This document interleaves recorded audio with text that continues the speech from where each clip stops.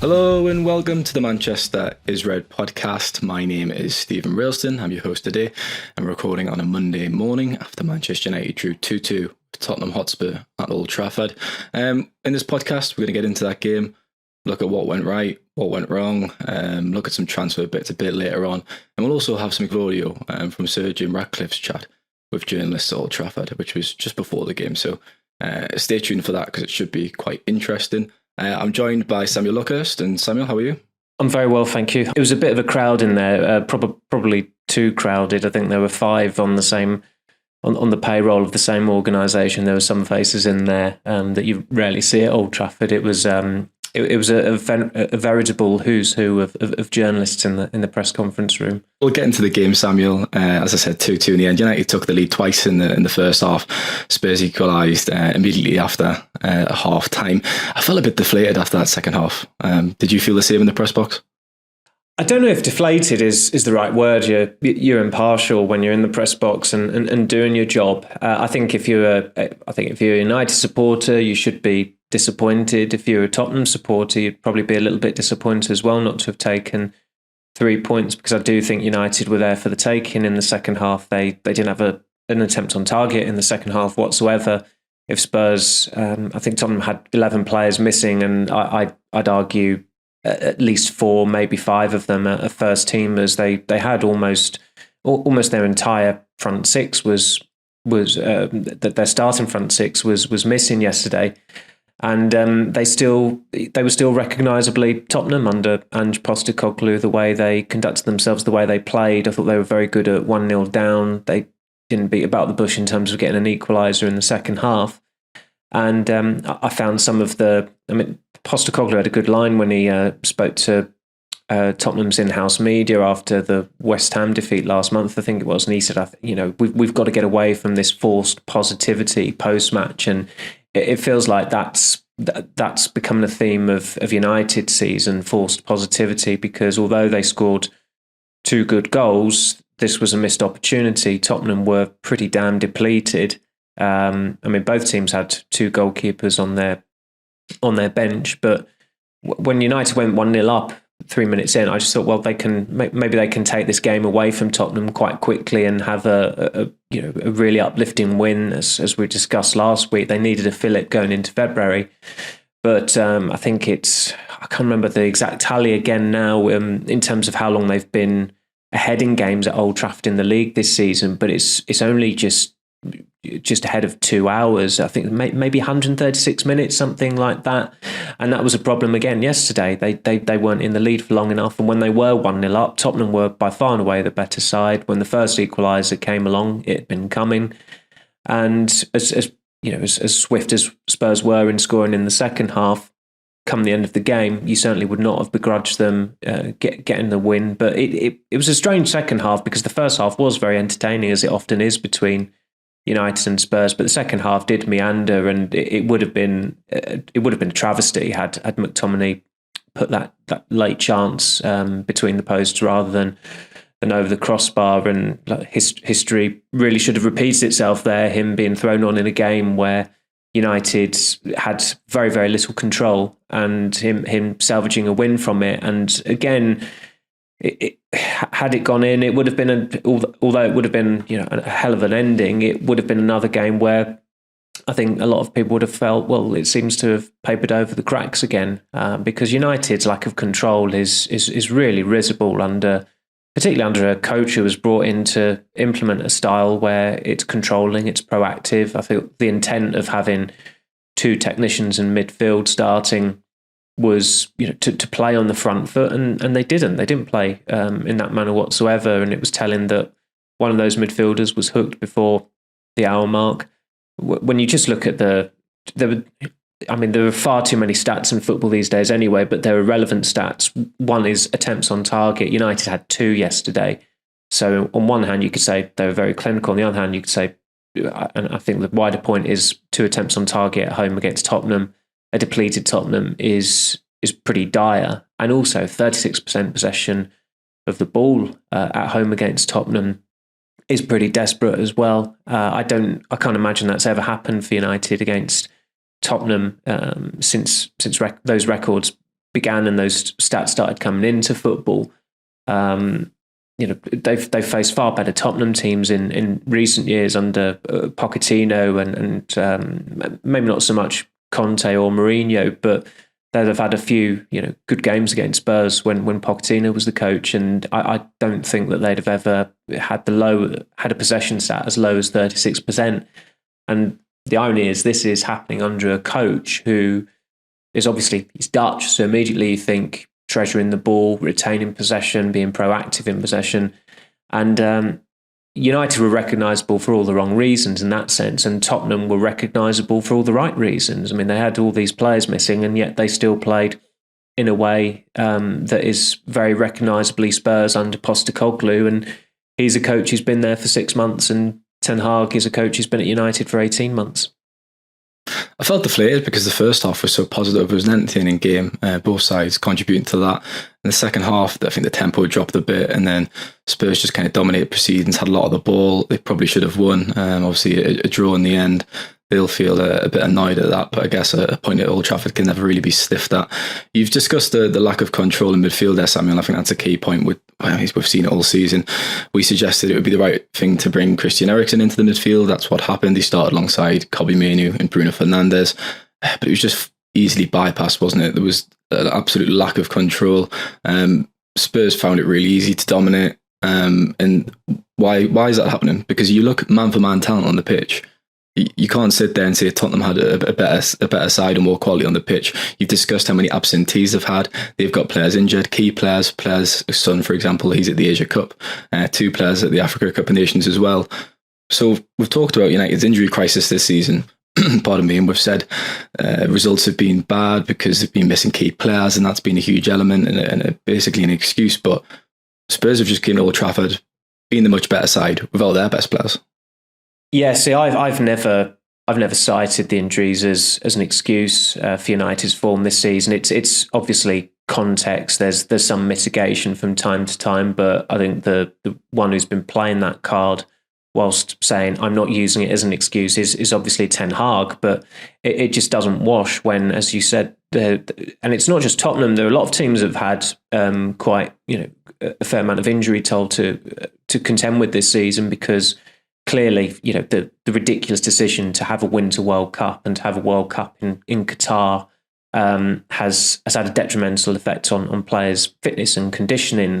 They've been overtaxed, and there are very few cases where a player can withstand that workload. I mean, the one who springs to mind is Bruno Fernandes, who has literally never, ever missed a Manchester United game through injury. I think he's missed one game for United when he was unwell, and that was coming up to 2 years ago, and coincidentally against Spurs at home. But going back to midfield, look, the team they picked, that Ten Hag picked, I think everybody would have agreed with, especially as Luke Shaw, who was due to be in the starting lineup, but withdrew on Sunday morning. The way the defence was mapped out was a mistake. I don't think anybody would really dispute that. But Eriksen obviously is a technician, McTominay isn't. You think, well, Tottenham are going to be quite depleted in midfield, and trying to work out what their team was. I think, I had a pretty good idea of it, given the absences and some of the squad news we got on the Saturday night, that there was a chance they were going to have to play Højbjerg, Skip with Bentancur. I think Bentancur is a quality player, and you'd argue that he'd be an ever present when everyone is fit in that Tottenham 11. But there's, Skip, I've never particularly rated, yet he played really well yesterday. Højbjerg, I don't think he's necessarily got a long-term future at Spurs under Postecoglou. He's a fair way down the pecking order, but he put a shift in yesterday. And really, as I said to Rich in the press box yesterday, when you're watching Eriksen perform like that, United must be regretting his contract not being a 2+1, unless there's been another miscommunication there in terms of the length of it. But he's on a 3-year contract, and let's face it, I think it's very doubtful that a club are going to come in for him in the summer and offer a fee to end his stay at United early. I think United are probably saddled with him for certainly the best part of another year. Maybe something could shift along the way that sees a passing of the ways, or maybe an MLS team come in for him, and that's an attractive offer for him to end his career. But he's, old father time has really caught up with him, even though he's not really that old. I mean, I think he turns 32 next month. Casemiro does as well. But it does seem like age has caught up with those two players, particularly this season. And maybe with Eriksen, it's been a case over the last year since he got that, that very crude foul by Andy Carroll on him that sidelined Eriksen for the best part of 3 months. And he's struggled to reach the heights of his first few months at United when he played very well, and everyone knew he was going to be a short-term addition. I think when he signed for the club, they probably saw him as just this backup short-term option. Ideally, from Ten Hag's perspective, it would have been Frankie de Jong starting every game and Eriksen being this game changer. But in the end, he turned out to be a regular for United last season. And look, you can accuse him of not tracking back or not putting a shift in for the Bentancur goal. I don't think he's that kind of player at all, Eriksen. I just think that he's not got the legs anymore. And Ten Hag pretty much acknowledged that when he decided to substitute him, 10 minutes later. And he's limited as well, of course, at the moment. Casemiro has not played in coming up to 3 months, so it was always going to be McTominay who's going to come on. I know that's not going to please everyone, but it should have paid off, because he had that great chance right at the death where, as Ten Hag said 10 times, normally he'd expect him to put that away 10 times out of 10, but this was one occasion where he couldn't keep it down. And look, as we've discussed before about injuries, yes, this, that and the other, but this is Ten Hag's team. Kobbie Mainoo, who I thought, it was one of his more challenging games yesterday. I thought he still did okay.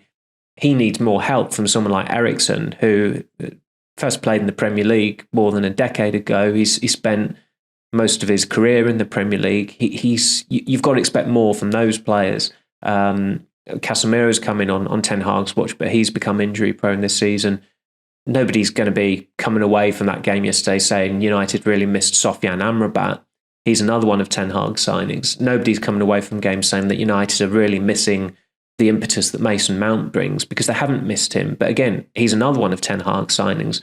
So however way you try to couch it, or any context that you may try to give to try and almost ease the strain on Ten Hag or ease the pressure on him, this is his team. This is his squad. And the one midfielder who has probably overperformed this season is the player that United were open to shipping out in the summer, in McTominay. And again, he almost repeated his rescue act from Brentford yesterday. So I don't think Ten Hag, as often as he is playing the excuse card while saying he's not playing the excuse card, you can't excuse the way United are playing at the moment in certain games. It's all well and good having 60% of the ball against Wigan, because everyone knows they're going to have that much of the ball against a League One team, and it will be similar against Newport or Eastleigh in just under 2 weeks' time. But the acid test is against your competitors in the Premier League, and you could see yesterday why Tottenham are 8 points clear of United, even with all these very influential players that they were without. The mirror back four was interesting. I think it's fair to say. I've never looked at Wan-Bissaka and thought to play him at left back. I know Ten Hag explained that in his post-match press conference by saying, look, we prepared with Luke Shaw on that side and he was a late drop out, so we put Wan-Bissaka in. But surely you just adapt and put Wan-Bissaka right back and Dalot at left back. That would be the logical thing to do for me anyways. I feel like 2.5 years ago, Samuel, around September 2021, we're sitting on this podcast and we're talking about Ole Gunnar Solskjaer and his future and what was going wrong. Pardon me again. And we're saying he relied on moments of brilliance. There were players producing, and the tactical plan was lacking. There was a lack of identity, and it feels like we're having the same conversations. If you fast forward, we've seen this script before. It's happening again, and for all the accusations that Solskjaer got about moments of brilliance, we've seen a lot of that this season, where United are only scoring through those moments. They're just not convincing other.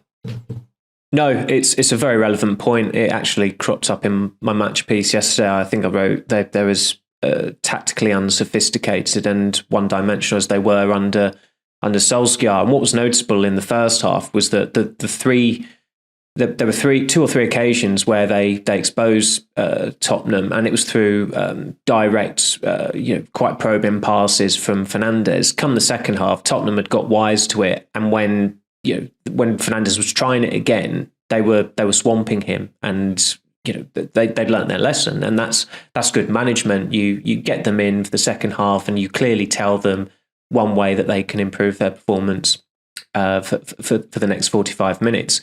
I mean, Ten Hag, he really should have reorganised the defence at half time. I know he came up with this.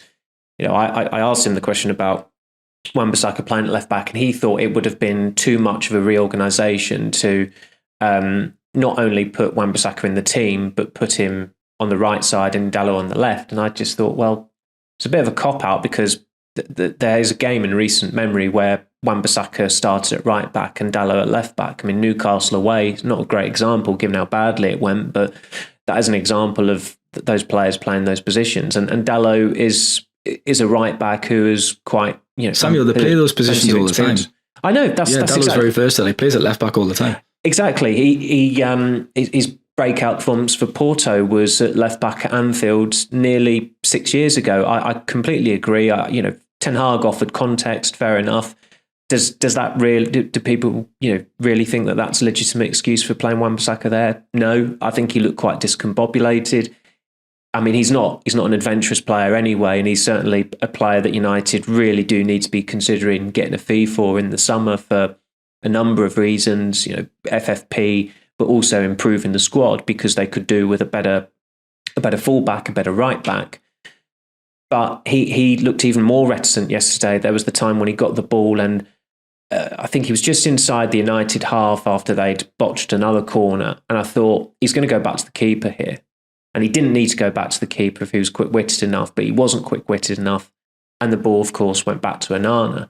And, of course, he lost Richarlison for the goal. It was pretty meek marking there. And he got booked before half-time. Maybe a little bit unfortunate there. It was definitely a foul. I think the referee could have exercised some leniency. But as you said, this mirror back four, everyone, if you switched it, everyone would have been in the logical position where I think the match graphic would have had them lining up in the... Even Evans and Varane, you'd say we'd have them on the different side. Yeah. And this is the walking contradiction that is Erik Ten Hag, in that it's, I want my left-sided players on the left and my right-sided players on the right. And yesterday it was the polar opposite. And okay, look, Martinez is back now. I have no doubt he'll start in the cup game, because it's a very it's the perfect opportunity to ease him back into the team ahead of a more testing match at Wolves 4 days later, in United's first league game next month. And Luke Shaw should be back then as well. And then you've got left footer, and hopefully that contradiction can end, provided those two stay fit. And come the summer, it's maybe in United's interests as far as the defence is concerned. Do they look for a left-footed centre back, or is it a right-footer to complement Martinez, which is probably the more likely scenario? Or do they try and sign two of them? I mean, we still don't know there. But again, as I said about forced positivity, and there were a lot of questions about the partnership between Højlund and Rashford. And yes, they've scored goals, but look, the bigger picture is Man United have had 36% possession at home against Tottenham. They've looked incapable of defending corners. They've blown 2 leads in that game. They've had 2 attempts on target. Tottenham are 8 points clear of them in the Premier League table. United yesterday moved up from 8th to 7th. Their next game will be in February. This is patently not good enough. And Ten Hag was saying in his programme notes yesterday about the optimism around the place. And I thought, my God, it wasn't that long ago that they lost to Forest. I mean, that was their previous league game before yesterday. And I think they've got, three league wins in the last 9 now as well. What's the quote from George Orwell? Is it the most important command from the party was to ignore the evidence of your eyes and ears? Or something like that. Anyway, it's from 1982. Yeah. Very good. 1984, I think. 1984, there you go. Do you know what? Ironically, I've got the book right there in front of us, so I could have just looked up 1984 George. Above Animal Farm, which is, everyone should read that. Two GCSE classics from my vintage. But yes, that is a very, very relevant quote. I'm looking forward to seeing it go in your piece at lunchtime, I think. We'll leave it there for part 1. We'll be back in a moment for part 2.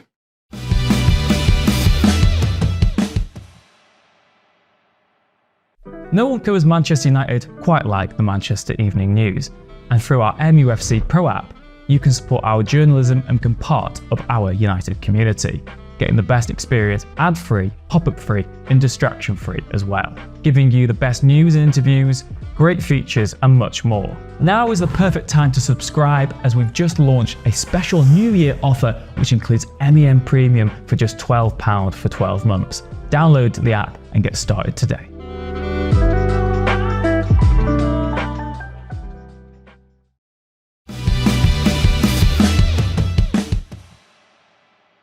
Welcome back to part 2 of the Manchester is Red podcast. Now, as Samuel said in the first part, United are now 7th on 32 points and 8 points of drift of the Champions League places. Arsenal and Tottenham are level on 40.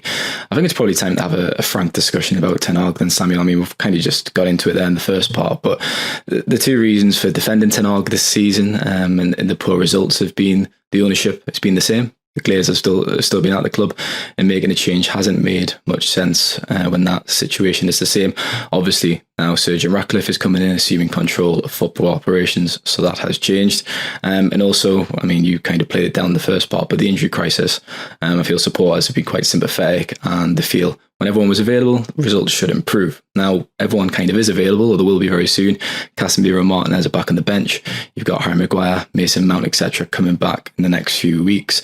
So there's definitely no more excuses anymore for Ten Hag, Samuel. Ineos are at the club.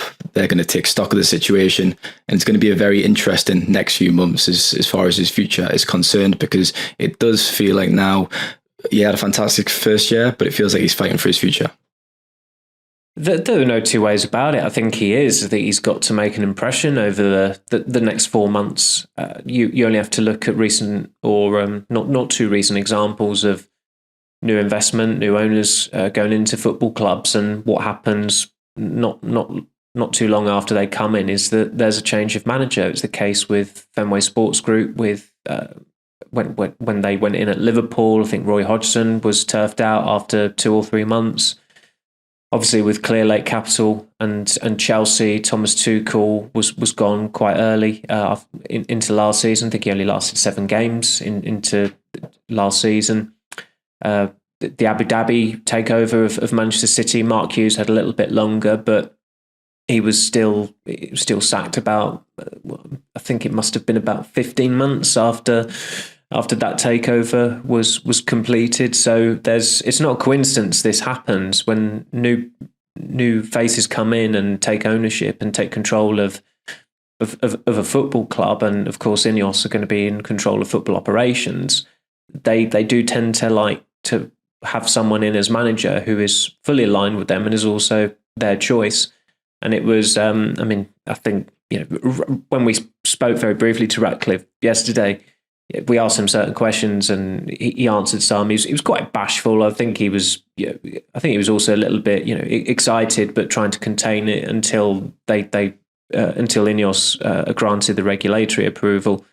But one question he was asked was what his first impressions were of the stadium in Carrington. He hesitated at first, and then I think he said, "I don't think that would be appropriate." And you read into that what you will. But of course, first impressions of certain aspects of Manchester United are not great, and this has objectively not been a good season for the manager. You only have to look at the wins and the defeats column. They've won 13 games and they've lost 14 games. They've still lost more than they've won this season. They've gone out of the only cup competition they've won in the last 6.5 years. They're out of Europe altogether. But went out of that altogether. And even those wins, Christmas. Samuel, like the majority have been unconvincing. I think 9 out of 10 have been by 1 goal. And you look at Brentford, Scott McTominay late brace, except beating Sheffield United. So I can't look at a performance this season and thought they've been fantastic. That Crystal Palace in the Carabao Cup, they were all right. Chelsea was probably the best performance of the season actually at Old Trafford, but Chelsea are terrible. Yeah. I agree with you, and I think that. I think a lot of fans might make a case for the Villa performance because they were having some joy against Villa in the first half, despite being 2-0 down. But the context with that, of course, is that Villa were, their high line was suicidal. It was naive in the extreme what they did. And okay, you can only, if you get a win, you can't hammer them too much. But well, you don't want to hammer them at all, really. And I don't think our coverage does that. When United do get a win, it's positive, and looking at the angles that are most interesting, but also positive angles from those wins. But when they have won in the Premier League since the November internationals, they've had 3 wins, which is, it's a dismal number. That's 2 months and 3 wins in the league. And you look, and each win, there's a caveat. Everton, it was, Everton battered them in the first half, and United were somehow 1-0 up at half time without creating a chance. And fair enough, in the second half, they were clinical and took the game away from Everton. Chelsea, as you said, Chelsea, they're dysfunctional. They are probably more dysfunctional than United are now. Villa had their high line. It was very naive the way they operated, and we're positive about these wins at the time, and rightly so. And then days later, United will have a negative result. They'll have a defeat, and you look upon that victory in not in a different light, because I think we're aware of the issues and the shortcomings, and we reflect them at the time, but in a pretty nuanced way. But yeah, they start to look a bit more fortunate than they did at the time. And as you said, this style that Ten Hag was supposed to bring in. And look, people can talk about the United way or the Tottenham way. There's even been the West Ham way. Essentially, all these ways are the same way. It is just playing attractive, proactive, crowd-pleasing football that supporters are going to be excited by. And yeah, that's why Tottenham fans found Conte to be anathema in his final months. That's why they never really took to Mourinho. A bit of the Chelsea history at play there as well, of course. It's why some West Ham fans are still not fully on board with David Moyes, even though he's just had the most successful year in his managerial career, guiding them to a European trophy and quite high up in the table, and they won their Europa League group as well. But Ten Hag was supposed to. I thought last season, had United not qualified for the Champions League, which they were never in danger of not doing in the end because they were quite comfortable for the second half of the season, but if they'd had a season where they played good football and they rose in the table, had a cup run, supporters would have been on board with that, even if it was a trophyless season. But he's had enough time now where they should be playing in a recognisable, proactive style, and they can't master it. They still can't master pressing, which has been a basic tenet of elite football teams for 15 years now. At the very minimum, it became an essential skill to have with Barcelona when Barcelona started dominating under Pep Guardiola, and Guardiola, was appointed in 2008, I think it was, and I still vividly remember portions of United's final defeats to Barcelona in Rome and at Wembley. They were absolutely hopeless at pressing, and they didn't have the players to lay a glove on them in that Wembley final for lack of investment by the Glazers, Sir Alex Ferguson's blind spot in midfield.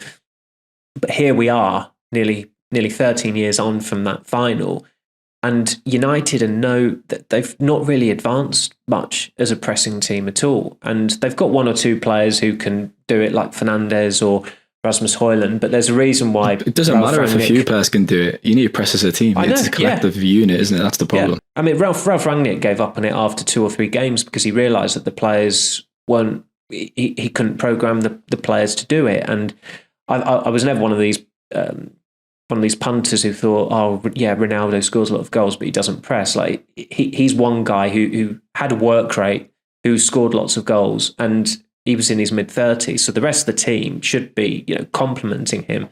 But you still have issues with someone like Rashford, who, yesterday was his 4th goal, and it was his first goal at Old Trafford since May. And he had the gall to, make this yapping gesture during his celebration, as if to say, critics can keep on talking. I'm thinking, look, you've scored 4 goals. Scott McTominay has still got more goals than you this season. You've got to do a bit more before you can start, giving it back to critics. And many of those critics are paying supporters. Maybe he was aiming that at the match goers in the away end at Wigan on Monday night. But going back to Ten Hag, as I've said a lot of, quite often recently, this is his team. This is his squad. You can talk about getting time in football, and yeah, I take that point. And look, after they got thumped 4-0 by Brentford last season, nobody was. There was some some of the criticism had to be levelled at Ten Hag, but the wider problem was the players. That was clear. That was abundantly clear. He can't play that excuse. He can't play that card anymore, because this is a team and a squad that is in his image. And the one bit of sympathy I would have with him is that he's literally never been able to pick what many would regard as his strongest United team. I agree with that, and we made that point in the last podcast. But then you look at Tottenham, and I think that's why this podcast has been, dare I say, a little bit negative, even though it was a draw, because Tottenham have came to Old Trafford, they've been without the 6 best players, and they've played them off the park. Yeah, and that is something that really does undermine his position. It's not just at Tottenham; it's at Bournemouth with Iraola, who had a difficult start, and then a month or two later, they're going to Old Trafford and they're running riot in a 3-0 win, where, by the way, they could have won by a greater margin. Roberto De Zerbi was appointed at Brighton after Ten Hag was at United. Brighton have had a trickier season, but they're still doing pretty well. They top their Europa League group. They're having to navigate this schedule of Thursday, Sunday football, and they're doing it pretty laudably. And they have a style that's recognisable. And look, in terms of playing auxiliary fullbacks, towards the end of last season, Moises Caicedo was popping up at right back for Brighton, and he looked like one of the best right backs in the league. He's gone to Chelsea, and you look at him, you think, did you used to be Moises Caicedo? He's completely unrecognisable now. He's a shadow of the player he was at Brighton. Unai Emery at Aston Villa. Villa know what they're doing. They know they hit their cues. There's a reason why they're as high up in the table as they are. You can't just look. The scrutiny and the pressure at United is on a different level from any other club. I get that, but when you're on a pitch, you should be able to drown that out, and you should be recruiting players who have the character to cope with that pressure and that scrutiny. And unfortunately for Ten Hag, and I've thought it for a while, I just think it's past the point of no return. I struggle to see. I was going to ask, how and can Ten Hag improve over the next few months? But I think the issues go beyond personnel, they're deeper than that. And we talked about the style and the lack of control and identity. And to coach that into a team, you surely need time. And that happens in pre-season. You set out your stall, your principles, you convey it to the players. It's not really something that you change mid-season. It's not really something you can coach in mid-January, is it? To have a strong second half to the campaign. You've named some coaches, Emery, De Zerbi, etc. I mean, it didn't take long for them to get their principles over and for that to transfer to the pitch. And we've not seen that United. No. And look, I think, unfortunately for Ten Hag, I just think the way things have changed, and new investment coming in, and the season that United have had, I struggle to see him being the man to take United back to the top now. And that has to be the aim for any Manchester United manager. When they come in, it's to make them champions again, or to at least challenge for the title. They're not going to do that this season. There's no point even looking ahead to next season, because a hell of a lot is going to change between now and August. But this, I'll say it again, this is his team, this is his squad. He has had enviable backing. Even in the loan market, they've signed 6 players on loan under Ten Hag. They'd signed 6 players on loan in the previous 27 years, I think it was. A loan used to be a real novelty move by Manchester United, and I know the goalposts have changed with the profitability and sustainability rules and FFP, and United are abiding by that. And the loan market has been of some use to them. I think we can say. But when you look at Amrabat, it was a €10 million loan fee for someone who was brought in as a backup midfielder, and they also knew that he was likely to miss a month because of AFCON. That's not good business. it wasn't good business when you watched them in the first game. I think that became quite apparent pretty quickly. In terms of the positives then, because there were a few, Casemiro and Martinez obviously back in the squad. Martinez got a fantastic reception when he replaced Johnny Evans, who I think went off with a knock actually. And Højlund, of course, that was an instinctive finish, was really, really good into the roof of the goal. He's now the top goal scorer with 7 goals, which is encouraging, Samuel, because I was a bit sick of seeing that Scott McTominay was the top goal scorer of 6. Scorer, yeah. Yeah, it was a hell of a hit by Højlund. I mean, I think it was a hit on behalf of the supporters, because Rashford obviously took the ball into the air and then it was delay, plough into a defender. With Højlund, it was shift, touch, bang, and it was almost as if Rashford watched and learned from that, because he took his goal similarly well when it was just one touch to control and then another one to put it beyond Vicario. But I thought Højlund's overall performance was good. He had more confidence about him. He carried himself with someone who thought he had a sense of belonging, of leading the line for United, which you've not always been able to say about him this season. It certainly wasn't the case at West Ham last month, where he looked quite forlorn during that game, and he had been unwell in the build up to it. So I've no doubt that would have contributed. But even that run he went on in the second half, where he put a cross in and won a corner, like he puts a shift in, and that's never ever been an issue with him.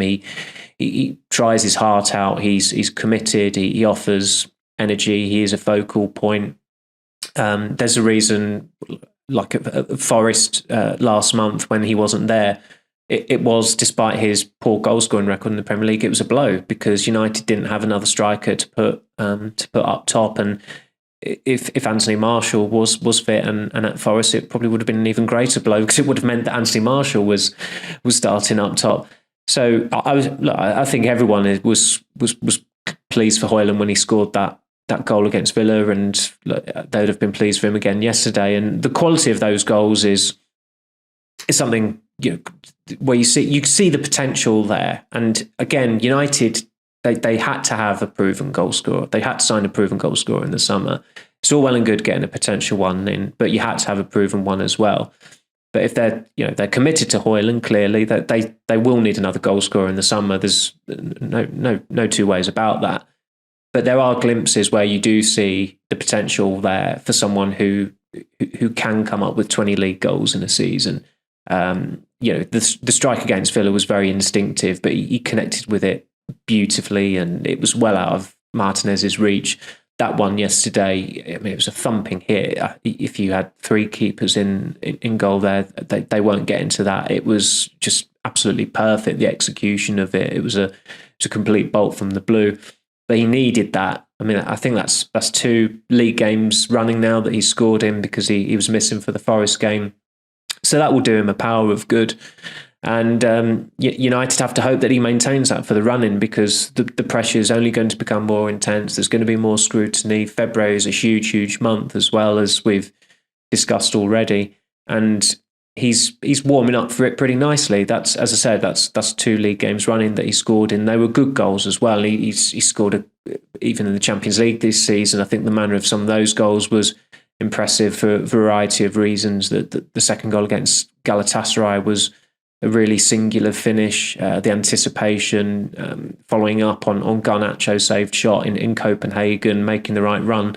What I also liked about him yesterday, a few minutes after he scored, was that Dalot went on the overlap and put a cross in where he was trying to pull it back and it was blocked and went out for a corner. And Højlund was berating him, telling him where he should have put the ball, because Højlund had made a near post run and he was telling him he should have made that cross. And I've seen that a few times from Højlund already this season. He's not afraid to give pointers to teammates who are far more senior with him and far more experienced of playing in the Premier League. But I like that. A striker needs to be like that. The great strikers are going to be demanding of their teammates to provide them with service. And unfortunately for Højlund, after he scored yesterday, it was absolutely one of those games where you could say he didn't get enough service after making such an auspicious start. We've always wondered when it was going to click for Højlund, and hopefully he'll have a very strong end to the season, because he's got bags and bags of potential, which is great to see. We'll be back in a moment for part 3.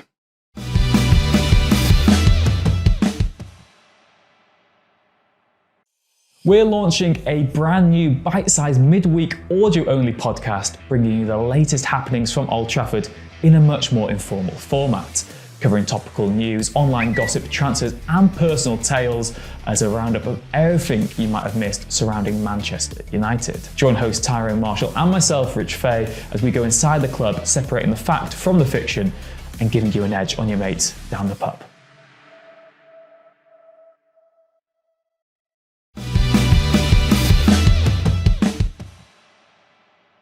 Welcome back to part 3 of the Manchester is Red podcast. Now, Samuel, as we said in the first part, you journalists at the game had this, I was going to say treat, is it a treat to have a conversation with Sir Jim Ratcliffe for the first time, coming into the press room, give her a bit more colour, a bit more detail. What did he say? What can you touch upon? Well, I even thought before the game yesterday that with a comms hat on, it would be a shrewd thing to do, just to get him to introduce himself to us, or just have some FaceTime with him. It's an open goal for him as well, because the Glazer family are so remote, so aloof. When we were at the MetLife Stadium in New Jersey in July, Avram Glazer walked past us, and he won't have known us from Adam. There's no two ways about it. I think that the Glazer family would struggle to recognise a Manchester United supporter if they walked past them. So already Ratcliffe has reached out to the relevant fans groups as well, that with a letter he sent to them last month after the Christmas Eve announcement. And I was on my way to the ground. I got a message come through say that he'd speak to some of us for a brief while at 2:30. So we were all ushered into the press conference room, because it was understandably busy there yesterday in the press lounge. And I did say to one of the press officers, it's probably more sensible to do it in the press conference room, where it's away from everyone and a bit quieter and a bit more spacious. But then, of course, every man and his dog, it seemed, was invited in there. There were, as I said, it was a veritable who's who of journalists. Some who I've never seen at a United away game, never mind a United tour. But yeah, I suppose a lot of people, everyone in there would have argued they had the right to be in there. And he didn't have far to walk, because the main entrance to the press conference room, right opposite it, literally, it's the other side of the hallway, is the exit from the directors' lounge. So he just walked there through that corridor into the press conference room. I think everyone was stood at first. I think some were quite conscious of the fact that they stayed in their seat when Erik ten Hag came in and shook the hands of those in the front row. And I just clarify, I was one who actually stood to shake his hands. But I'm surprised you remember that, Samuel, because you couldn't remember that there was waffles and Heineken on that day.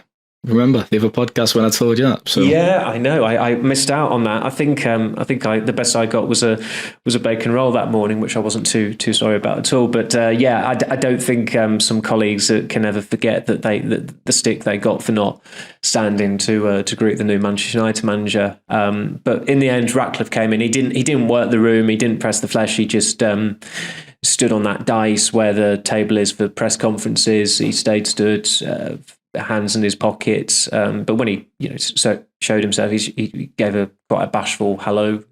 He's retained his accent as anybody who's heard him speak. He still sounds like someone who was born in the Northwest. He said they normally do well against Spurs, which used to be the case, not this season, unfortunately for United. And then a few of us just kind of like bombarded him with quite succinct questions to see if. Because we were told beforehand it would be on the record, so we knew that we'd get something out of it. And he said it was just about the most exciting thing that he's ever done. I think he said, what was it? He said, like I've done a few exciting things. Like he's been to the North Pole and the South Pole. He's done marathon runs and God knows what else. Given his net worth in the Sunday Times Rich list last year. And he whittled off some names of heroes, goals, gigs, but he settled on Cantona, as he'd said before. He was accompanied by a chap called Tom Crossy, who's essentially the INEOS communications director, and they clarified that they were expecting regulatory approval from the Premier League in early to mid-February. I think the plan is to have a press conference to announce it, where we'll be able to speak to Ratcliffe at greater length. He said, no, I can't answer any questions really, but then he did, and he was conscious that where they've still not had regulatory approval, he doesn't want to say too much. So it was good to be introduced to him. It was good just to ask him a question. He couldn't recall when he was last at a game or when he first went to Old Trafford. He's, as he's said in other interviews, he certainly recalls being at Camp Nou in May 1999 for the Champions League final. So he intends to go to games quite often. He said, obviously, he lives in France and he's got other business ventures to attend to. But I think it's safe to say that he'll be at Old Trafford a hell of a lot more often than the Glazer family. And I remember I said to you, I just put it in the doc that was to go in our blog that don't be surprised if Ratcliffe emerges with Sir Alex Ferguson, because Ferguson likes to align himself with the most powerful figures at the club. And he was sat next to Dave Brailsford at Nottingham Forest last month. And of course, I think just as I'd finished typing that, Ratcliffe emerged with Ferguson, and it looked like they were going to sit next to each other, and they did sit next to each other. So I don't think Ratcliffe will mind whatsoever getting that very public endorsement from the chap who's got a stand named after him, a road named after him, and a statue outside of him at Old Trafford. Whenever new owners come into football clubs, there's always a few easy wins you can take, isn't there? And I think Sir Jim Ratcliffe is doing that very well and ticking off some boxes, which is encouraging to see. Some transfer news then, Samuel. Hannibal Mejbri is on the move to Sevilla, alone initially, with the option to sign him permanently for around £70 million. Could you just expand on that as well? Yes, I think you've covered most of the bases there. What's your thoughts on it then? Because I think that there's a buyback option that United will have if Sevilla choose to make it a permanent deal, and I think United have only done that. They've only inserted buyback clauses into the contracts of, I think, 4 previous players, which those players are, I think it was Memphis Depay, Adnan Januzaj, Sean Goss, which is a really, really niche name. I think Zidane Iqbal was the most recent one before this, mainly with these youngsters that they've been selling over the last 7 or 8 months. It's all been about a sell-on clause because they've got pretty frugal fees for most of them. I think Iqbal, who had some relative prominence under Ten Hag, mainly during his first pre-season tour, he was sold for €1 million. So United didn't even get 7 figures of him for him in pound sterling. But with Mejbri, given that he's still technically, while he's still at United, he's got 18 months left in his contract. They paid €10 million for him when he was a 16-year-old at Monaco. He's been developed at United. He's played. He's had a season in the Championship, which is almost as good as most of the major European leagues in terms of its intensity and its competitiveness. He's a Tunisia international. He's got some United first team experience as well.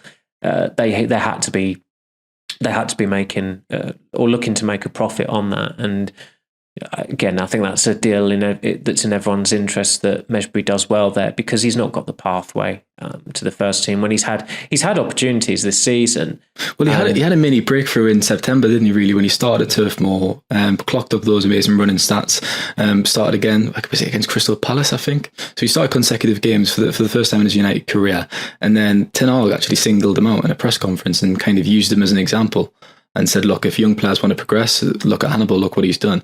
But yeah, after that, I think he started against Galatasaray as well, and he was brought off at half time. And and it's just not went to plan since then for him, which has obviously made him consider his future.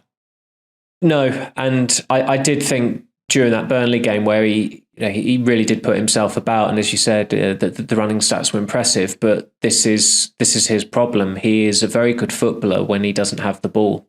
When he was given the ball in those games, I can't think of anything that there wasn't a great deal he did with it. There was maybe one pass he played at Burnley where he sprang Rashford through, but by and large, he's for someone who is really a playmaker. Like he's often played as a number 10 for the junior teams. When he got the ball, he wasn't effective enough with it. And if you're a playmaker, you've got to got to make the team play. And you couldn't say that about Mejbri in those 3 starts that he had. So I don't think it's a case of he's not being given a fair crack of the whip. I've seen, of course, United have a very, very large following in Norway, and there are some disgruntled fans at the lack of chances or opportunities Isaac Hansen Aaron's been given, and I think you and Rich have been all over that. And Rich was saying to me yesterday that the view in Norway has been that his trajectory was he was further ahead than Oscar Bob up to a point, which you obviously can't say that now. But when I've seen Hansen Aaron play in friendlies, I've not exactly thought, yeah, he should definitely be on the bench or in the first team squad this season. I think maybe he was given the I think Rich said that there was a suggestion that he was going to be in the first team squad this season. I do remember in the summer there was a report in Norway suggesting that he was going to go on the pre-season tour with the first team, and I thought that was a stretch, and that didn't happen. But maybe there have been some broken promises there, maybe there haven't. But ultimately, I don't think he's ever looked like a player who is going to make the breakthrough at Manchester United. Mejbri, of course, was a much more high-profile addition when he was a teenager, and he's had a lot more exposure. But it boils down to his efficacy with a football, which is very it's a very basic. If that's a flaw in your game, that's going to be a big issue in terms of you trying to make your way at Manchester United. And I mean, Sevilla, it's a beautiful place. It's a team club with good pedigree in Europe in the last 15 years or so. But this season, they're in a real pickle. They're only about 3 points above the relegation zone. They've won 3 of their 20 games in La Liga. I mean, United should have been gutted to have lost to them in the Europa League last season, because it was a really bad Sevilla team. But Sevilla being Sevilla, they still won the Europa League. It's a tournament that they're pretty addicted to.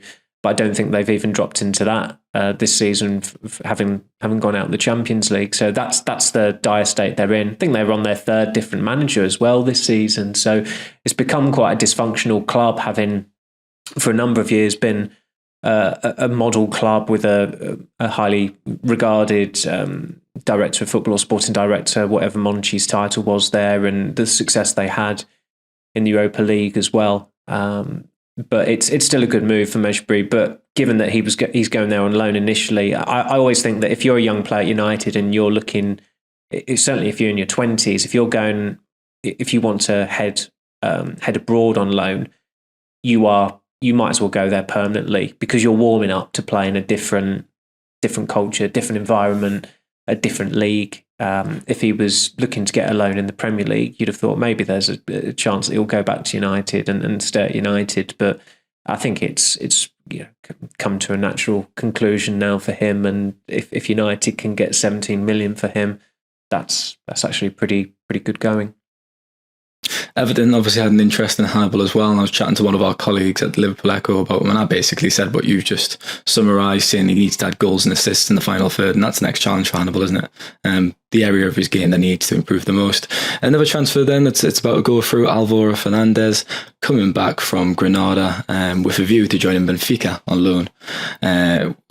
There's an option to buy included in that deal as well. It's been an interesting one with Fernandez, Samuel, because he's always shown a bit of quality. I think he should have definitely made his debut by now. He's denied that actually by Ralf Rangnick. He started Alex Telles in the final day of that season, and he should have started Fernandez against Crystal Palace at Selhurst Park. Yeah, so that was a shame. But he's always had senior players ahead of him, unfortunately. You got Luke Shaw and Malacia ahead of him, so it was always going to be a challenge to bridge that gap to the first team with those players. Yeah, and look, I think they've been a lot more decisive with youngsters under Ten Hag, whatever their level. I mean, the way United look at it is that if a youngster goes on loan to a Championship club, they think that they've got a chance of making the step up at United, because the Championship is obviously it's the second tier in England, and it's, as I said earlier, it's an extremely competitive, cutthroat environment. There's a good warm up act for you possibly making an impression in the Premier League.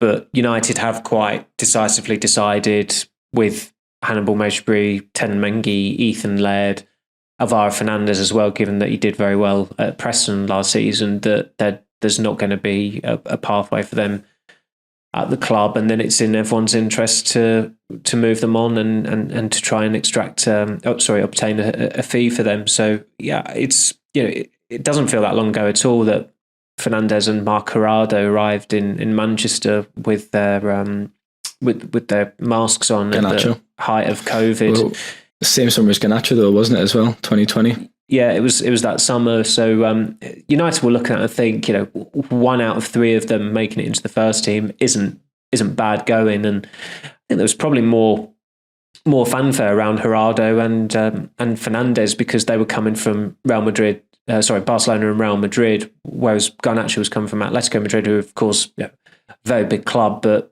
everyone knows Real Madrid and Barcelona are on a different level to them. And I don't think that's necessarily helped Garnacho's development as such. It's not like he's flown under the radar, that he's played in the more advanced role where you're judged more. He is just an exceptional young player, and he's shown he's definitely good enough at this level in the Premier League. I suppose with Fernandes, as soon as he went on loan to Granada, you just immediately thought, well, he's warming up to go back to Spain or an environment that is similar to one that he grew up in. And of course, Portugal borders Spain. So Benfica have got an excellent record with young players as well, so it looks good, I suppose. And you can see him having a future. Absolutely. And in hindsight, I suppose his if United weren't as hasty in letting him go out on loan, maybe he'd have had a breakthrough this season, because I think a lot of United fans would have rather have had him at left back than Sergio Reguilon. But these sliding doors moments happen all the time for youngsters. You only have to go back to Rashford's breakthrough. How many?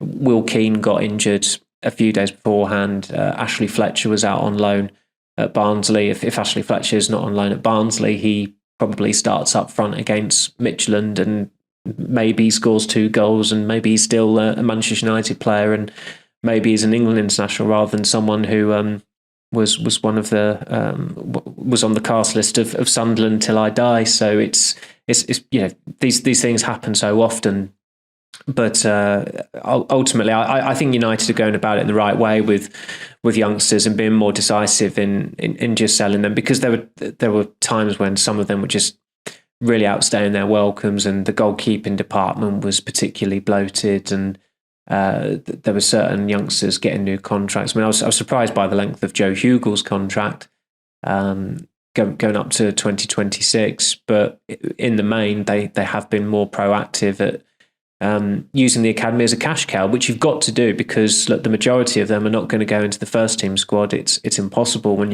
you just look at how many players you've got at under 18, under 16, under 21 level.